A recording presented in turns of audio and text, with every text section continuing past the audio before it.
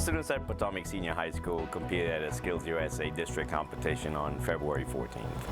At the competition, we competed in two different areas. One is a welding competition, which is a bunch of different weld joints and welding positions, different types of thickness of materials.